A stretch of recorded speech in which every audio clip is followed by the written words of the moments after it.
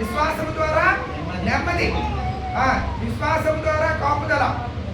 అక్కడ ఇంకో పాయింట్ రాసుకోండి, విశ్వాసములో నమ్మకం అని రాసుకోండి. నమ్మకం 29లోనే 2 పాయింట్లు వస్తాయి. కాపుదల వస్తుంది, నమ్మకం కూడా వస్తుంది. కాన్ఫిడెన్స్,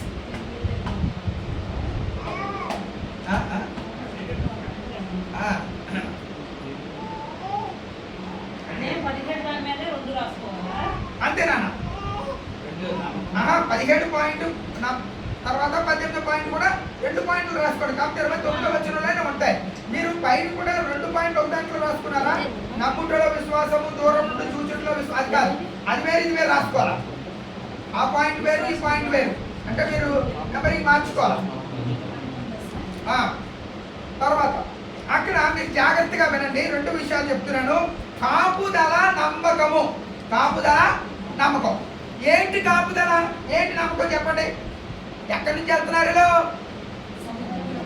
అమ్మా, సముద్రము చీల్చబడింది. ఏంటి? మోషే కర్ర పట్టుకుని నిలబడ్డాడు. వినాలా? కర్ర పట్టుకుని నిలబడ్డాడు. రాత్రి అంతా తూర్పు గాలట సముద్రాన్ని వెనక్కి తోస్తా ఉన్నారు బైబిల్లో. తోస్తా ఉంటే తెల్లవారుజాముకి అందరూ ఎలా ఉన్నారు తెలుసా? అందరికి నమ్మకం వచ్చింది.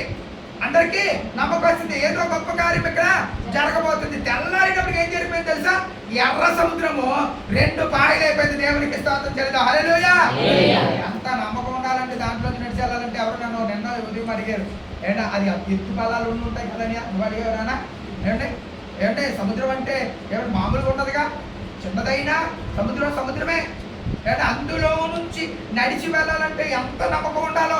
సడన్ గా మధ్యలో వచ్చేస్తే, మధ్యలో కలిసిపోతే ఆలోచించండి ఎంత నమ్మకం ఉండాలి. తర్వాత ఇంకోటి ఏంటో తెలుసా? వాళ్ళ దగ్గర కాపుదల, దేవుడు కాపుదల మాకు ఉంది. ఆ నమ్మకం ఎవరిదో తెలుసండి? మోషేది. నమ్మకం మోషేది, కాపుదల దేవునిది. కాబట్టి ఇశ్రాయేలు ప్రజల మధ్యలో నుంచి ఆరిన నేల. ఏ నేల? ఆరిన నేల. సముద్రం ఎప్పుడైనా ఆరడం మీరు చూసారా? సముద్రం కొట్టు ఇంతవరకు ఒక్కసారి కూడా సముద్రాన్ని చూడని వాళ్ళు ఎంతమంది ఉన్నారు?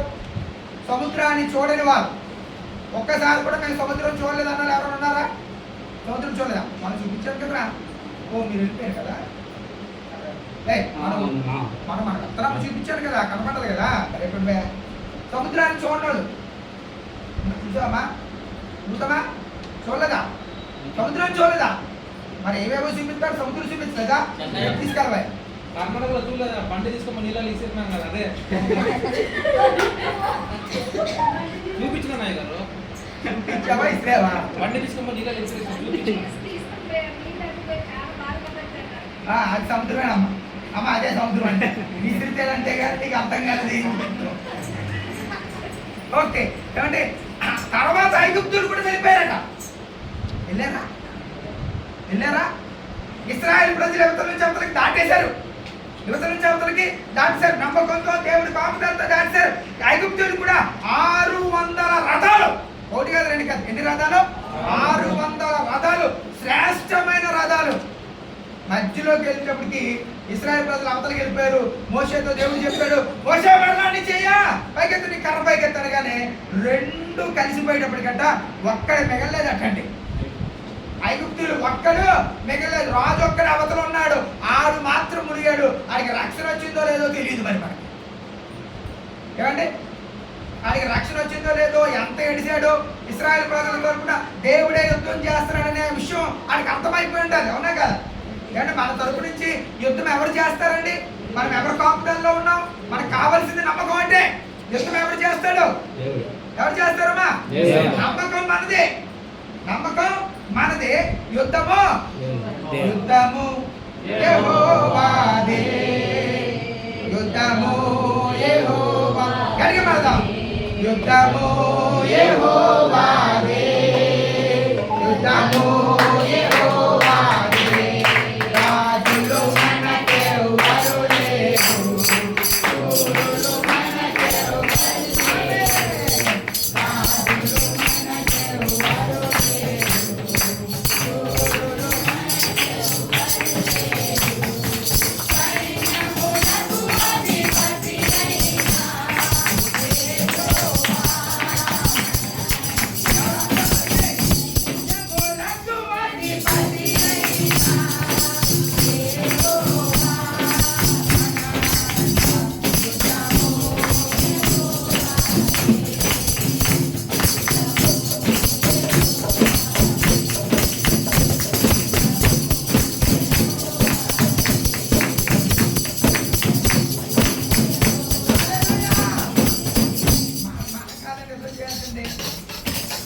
అదృష్టం చేయాల్సిన అవసరం లేదు.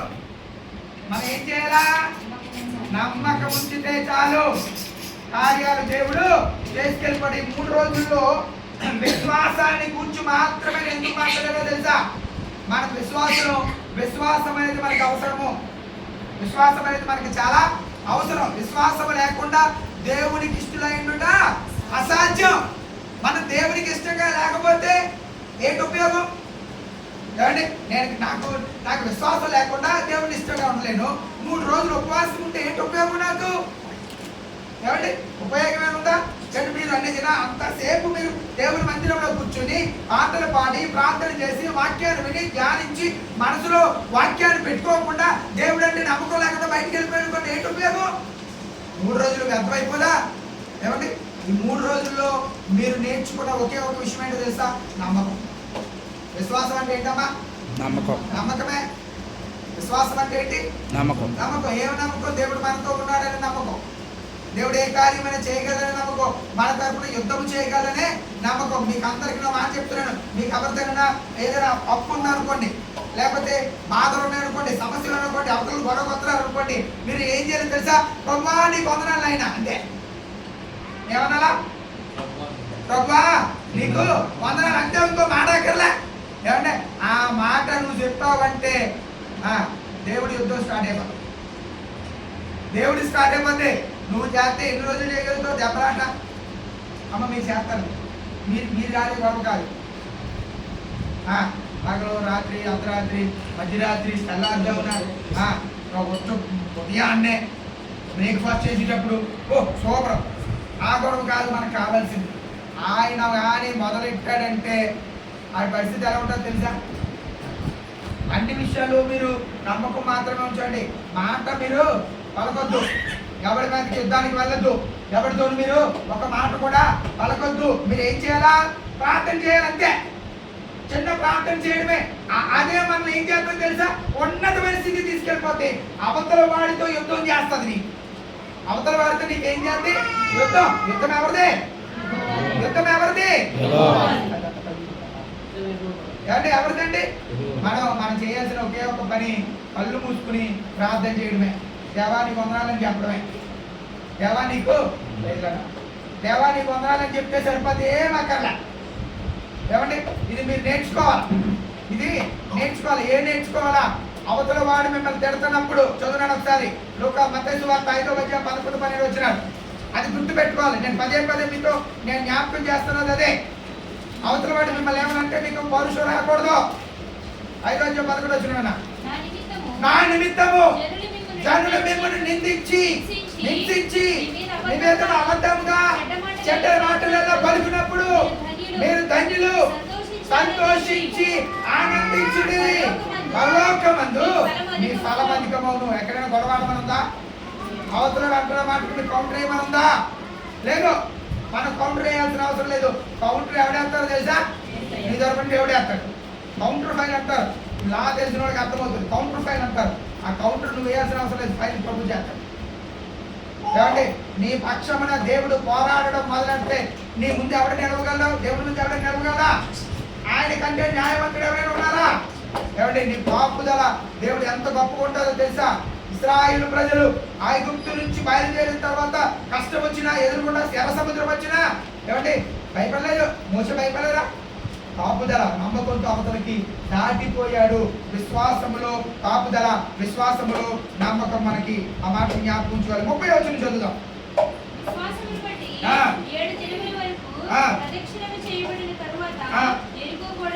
చాలండి. ఇక్కడ ఇంకొక విశ్వాసం కనపడుతుంది. విశ్వాసములో సంఘర్షణ అని రాసుకోండి. విశ్వాసములో సంఘర్షణ. ఏమండి, ఎన్ని దినాలు తిరిగారు దాని చుట్టూ? ఎన్ని దినాలు? 7 దినాలు. 7 దినాలు. నాకు ఎవరైనా ఒకరు చెప్పండి, 7 దినాలు ఎలా తిరిగాడు? సైలెంట్గా ఏ పట్టు తిరిగారు? ఇంకా బోర్డు ఊజరా? ఇంకేమున్నాయి చేతిలో? ఇంకేమున్నాయి? దివిటీలు, ఊరలు, కొండలు. యాజకులు ఆ మందసాన్ని పట్టుకుని ఆ గోడ చుట్టూ ఒక రోజు మొత్తం అంతా తిరిగేస్తారు, ఒకసారి తిరిగేసారు, వెళ్ళిపోయి పడుకుని పోయారు. రెండో రోజు ఉదయాన్నే మళ్ళా గోడ చుట్టూ ఒకసారి తిరిగేశారు, పడుకుని పోయారు. మూడో రోజు, నాలుగో రోజు, ఐదో రోజు, ఆరో రోజు, 6 రోజులు ఒక్కొక్కసారి చెప్పున 6 రోజులు తిరిగారు ఎరుకో గోడల చుట్టూ. 7వ రోజు ఏం చేశారు తెలుసా? 7 సార్లు తిరిగారు. 7వసారి తిరిగినప్పుడు ఏం చేశారు? గట్టిగా బోధులుది ఏమండి దిమిటిల్ని పట్టుకుని కొండలు నేలకేసి కొట్టగానే ఎరికో గోడలు ముందున్న ఎర్ర సముద్రము ఎదురైనా, ఎరికో గోడలు ముందున్న ఎర్ర సముద్రము. హల్లెలూయా హల్లెలూయా. ఏమంటే ఎరుకో గోడలు మన ముందుంటే ఎరుకో గోడలు అంటే మీరు గోడ అంటే ఏమనుకున్నారు? ఏమో ఉండము, నువ్వు గోడ మీద తిన్నట్టు ఉండే ఉండే నా దగ్గరికి వచ్చి అప్పుడు ఉంటేసా కదా పట్టుకెళ్ళి ఏమంటే ఎరుకో గోడలు కూలే అంటే మనకి పెట్టుకోవాలా ఉండవు. ఎంత గోడ ఉంటుంది చెప్పాను నేను, ఎంతమంది గుర్తుందో చూద్దాం. దాని మీద 2 లారీలు తిరిగేదట. గోడ మీద ఇల్లు కట్టుకున్నారు, వెరీ గుడ్. కానీ ఆ గోడలు పడిపోయి అంటే ఎంత బడల్పులో ఉన్నాయని చెప్పాను నేను. 2 లారీలు తిరిగేదంట. లారీలు కాదు, అప్పుడు లారీలు ఎక్కడ ఉంటున్నాయి? 2 రథాలు, ఒక రథం వేగముగా ఇటు, ఒక రథం అటు వచ్చేంత పెద్ద గోడలు ఎరుకో గోడలు. ఏమండి ఎరుకో గోడలు అంత పెద్దవి కాబట్టి ఏంటి పగలగొట్టలేరు, దానికి బాంబులు లేవు అప్పటికి, ఏంటి బుల్డోజర్లు లేవు, ఏంటి రాళ్ళు, చాలా పెద్ద గట్టలు ఎరుకో గోడలు. ఏమండి సుత్తేళ్ళు పట్టుకెళ్ళారు, ఇదే కట్టుకెళ్ళారు దాని దగ్గరికి. పెట్టుకెళ్ళారా? ఏం పట్టుకెళ్ళారు? గోడలు పట్టుకెళ్ళారు. గోడలతో గోడలు కోల్తాయా? దివిటీలతో గోడలు కోల్తాయా? కొండలతో గోడలు కోల్తాయా? మందసంతో గోడలు కోల్తాయా? కానీ వాళ్ళ దగ్గర ఉన్నటువంటిది ఏంటో తెలుసా? అవతలందరూ సంఘర్షణలో ఉన్నారు, ఆడుకుంటే మౌలే అనుకుంటున్నారు. కానీ 7వసారి దాని చుట్టూ తిరిగి బద్దలు కొట్టిన వెంటనే ఎరుకో గోడలు ఏమైపోయాయండి? గోడలు కూలిపోయి దేవుడికి స్తోత్రం చెల్లిద్దాం. హల్లెలూయా. అది వాళ్ళకు ఉన్నటువంటి నమ్మకం. ప్రభు చెప్పాడు దాని చుట్టూ సైలెంట్ గా తిరగండి అయ్యా, సైలెంట్ గా తిరగండి అంతే. నీకు సైలెంట్ గా తిరగడం అని ఏమంటే సైలెంట్ గా తిరగడం అంటే మాట చెప్తాను. దినవృత్తాంతాల గ్రంథంలో 20వ అధ్యాయంలో యెహోషాపాత్ అనే రాజు ఉన్నాడు, మన అందరికీ తెలుసు. యెహోషాపాత్, యెహోషాపాత్కి ఒక కష్టం వచ్చింది. దాని ఆటకి పోయిందండి ఇక్కడ కూర్చో సరిగా జరుచుకుంటుందా? మా ఆయన ఆవిడ జరుచుకుంటుంది, నువ్వు జరుచుకుంటావు. అది చూడదు, అదో జరుచుకుంటా అలా కలిసి పడి కూర్చో. ఏం చేస్తాను చూడదు, అది 4 బయట ఎక్కిరేస్తుంది. నా మాట కూడా భయపెట్టిపోయి ఉన్నారు. మరి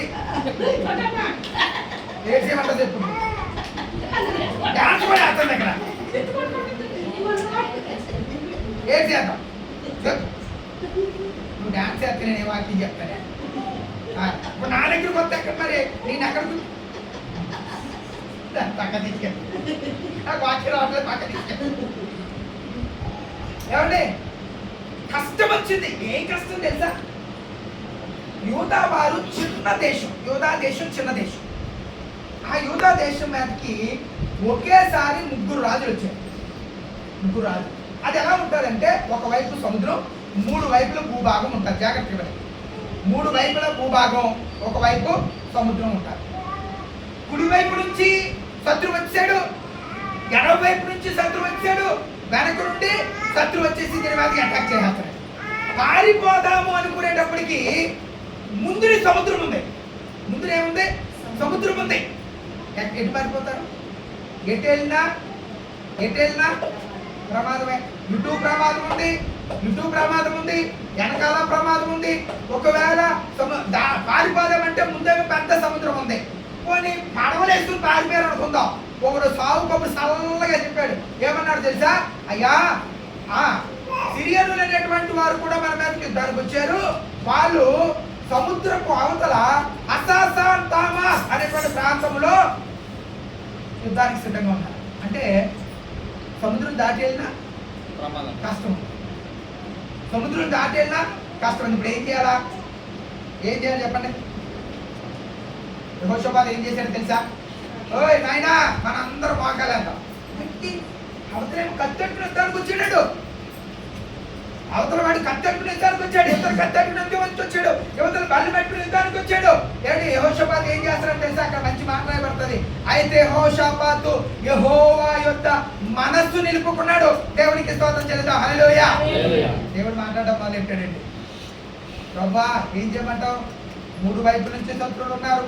సముద్రం ఒకవైపు ఉంది. ఒకవేళ సముద్రాన్ని దాటి వెళ్దామంటే సముద్రం అవతల కూడా ఒక శత్రు గుంపు మా మీదకి యుద్ధానికి వచ్చిందయ్యా, ఏం చేద్దామంటే ప్రభు ఏం చెప్పాడు తెలుసా? మంచి మాట చెప్తాడు అక్కడ. ఊరకే నిలిచి చూడు. ఊరక అంటే ఏమి చెయ్యదు. యుద్ధానికి సిద్ధపడిపోండి, యుద్ధ కాంశాలు వేసుకోండి, పల్లెలు పట్టుకోండి, కత్తులు పట్టుకోండి, డాలు పట్టుకోండి, యుద్ధానికి వెళ్తారు. ఎలా వెళ్తారో అలాగే వెళ్ళండి. అక్కడ నిలబడండి అంతే. యుద్ధం ఎవరిది? అక్కడే ఉంటుంది. ఇటు నుంచి వచ్చారు అమాలేకులు. చదవండి ఒకసారి ఎవరెవరు వచ్చారు. మొదటి దినవృత్తాంతాల గ్రంథం 20వ అధ్యాయం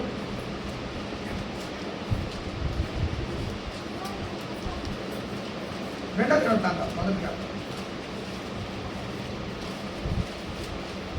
2వ దినవృత్తాంతాలు 20 మొదటి వచ్చిన చూడండి ఎవరెవరు వస్తున్నారు. మోయాబీలు, అమోనీలు, మెయోనీలు. ఓకే. అంతలో కొందరు వచ్చి సముద్రపు ఆవల నుండి సిరియనులు గొప్ప సైన్యం ఒకటి నీ మీదకి వచ్చుచున్నది, చిత్తగించుము. వారు అసాసాన్ తామార్ అనేటువంటి ఎన్గీదిలో దిగి ఉన్నారు. ఎవరెవరు వస్తున్నారు? మోయాబీలు, అమ్మోనీయులు, మెయానీయులు, సిరియనులు. 4 దేశాల వారు ఒక చిన్న దేశం మీద కిందకి వచ్చారు. చిన్న దేశం. ఎటు పారిపోవడానికి అవకాశం లేనప్పుడు యెహోషాపాతు ఏం చేశాడు? అక్కడ చక్కగా మాట రాసి ఉంటుంది. ఆ మాట చదువునాడా? అయితే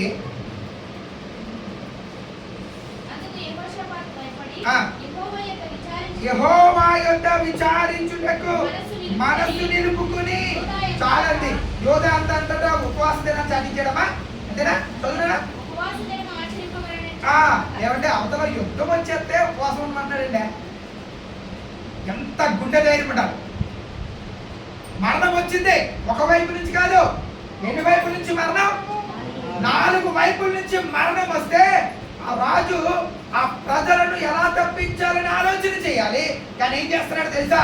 యెహోవా యొద్ద మనసు నిలుపుకున్నాడు. ఏంటి? యోధా వారందరి చేత ఏం చేస్తున్నాడు తెలుసా? ఉపవాసం ఉండండి. ఏం చేయమన్నాడు? ఉపవాసం ఉండాలి. కష్టం వచ్చింది, ఇప్పుడు మనకి సమస్య వచ్చింది, బలహీనత ఉంది, అనారోగ్యం ఉంది, ఆర్థిక సమస్య ఉంది. నువ్వు ఏ పరిస్థితిలోనో నువ్వు ఎరుగుతూ ఏమిటి దేవుని సేవకుడిగా మీకు ఇదే మాట నేను చెప్తున్నాను. ఉపవాసం ఉండి ప్రార్థన చేస్తే దేవుడు మనం ఏం చేయొచ్చు తెలుసా? ఊరక నిలిచి చూడచ్చు. యుద్ధం స్టార్ట్ అయింది. మిగతాది అంతా నేను తర్వాత చెప్తాను. కానీ యుద్ధం స్టార్ట్ అయిందండి. యుద్ధం స్టార్ట్ అయింది. అమ్మోనీయులు, మెయానీయులు, మోయాబీలు, సిరియనులు 4 వారు కూడా ఎవరి మీదకి వచ్చారు? యోధా వారి మీదకి వచ్చారు. యోధా వారు యుద్ధం చేశారా? మరి యుద్ధం జరుగుతుంది అక్కడ. ఆలాలు కూడా వేసుకున్నారు. సిరియనులు గట్ట అమ్మోనీయుడు యోధా వాళ్ళ కనబడుతున్నారట. అమోనీలకేమో మోయాబీలు యోధా వాళ్ళ కనబడుతున్నారు. మోయాబీలకేమో అమోనీలు, మెయానీలు యోధా వాళ్ళ కనబడుతుంది. ఇడే మన శత్రువు అని చెప్పి వాళ్ళే పూర్తి చేసుకున్నారు. వాళ్ళే చంపేసుకున్నారు. రక్తం ఏరులా పారిందంట. యోధా వారు ఏం చేస్తున్నారండి? యోధా తన కుర్రాడు స్కూల్కి వెళ్ళిపోయినప్పుడు చక్కగా తయారైపోతారు కదా, చక్కగా తలదు వేసుకుని చిన్న బ్యాగ్ వేసుకుని కానీ టిక్కు స్కూల్ వరకు వెళ్తారు. స్కూల్ లోపలికి వెళ్తారు. స్కూల్ వరకు వెళ్తాడు. మళ్ళీ అదే బండి మీద వచ్చి చూస్తారా? ఆ టైప్ అందరు లైన్గా నిలబడ్డారు. యుద్ధం జరిగింది. కానీ యోధా వారు ఒక్కరు కూడా యుద్ధం చేయాలి. వర్షమా? గాలండి. గాలిగాడు కాదు, నీళ్ళు వాటర్ వదిలేరు. Tap water. ఓహో, ఏమండి అంటే మనకి 3 దినాలు ప్రార్థన అయిపోయిన తర్వాత వర్షం వచ్చే సూచన నాకు దేవుడు చూపించాడు, అందుకని అప్పుడే స్టార్ట్ అయిపోయింది ఇది పంపించి ఆశీర్వాదం చేయాలనుకుంటున్నాను. అయిన తర్వాత లేదు. ఓకే, మనం సోమవారం పెట్టుకుందాం, లేకపోతే ఆదివారం రాత్రి పెట్టుకుందాం. బట్టలు తీసేపోతాం లేకపోతే కదా. ఏమండి, మనం ఊరక నిలచుండి మీరందరూ చేయాల్సిన ఒకే ఒక పని, కష్టం వచ్చినప్పుడు